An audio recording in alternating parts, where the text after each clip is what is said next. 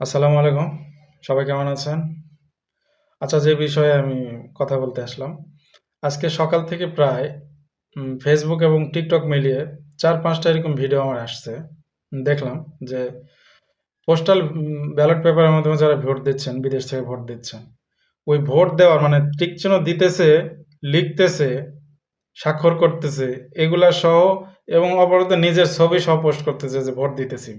ভাই, এটা দেখানোর কিছু নাই। ওখানে আপনার স্পষ্টভাবে লেখা আছে। লেখাটা পড়ে দেখেননি আপনারা? যেটা একদম দণ্ডনীয় অপরাধ। এতে করে আপনার এনআইডি কার্ড এবং পাসপোর্ট ২ টাই ব্লক হয়ে যেতে পারে। এটা সেনসিটিভ বিষয়। এটা দেখানোর কিছু নাই। আপনার ভোট আপনি দিবেন। কেউ জানবে না। ঠিক আছে? তো সবার কাছে অনুরোধ থাকবে এই ভিডিওগুলো যারা ছাড়ছেন অলরেডি ছেড়ে দিয়েছেন।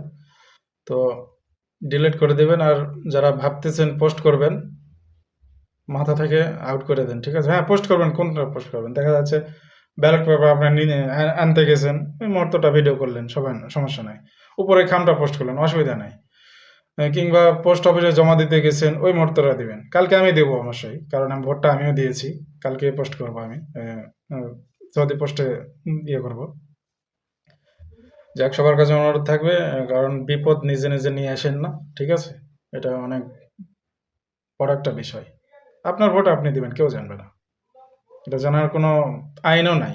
আইনেও বলে যে এটা করলে পরে আপনি অপরাধ করছেন।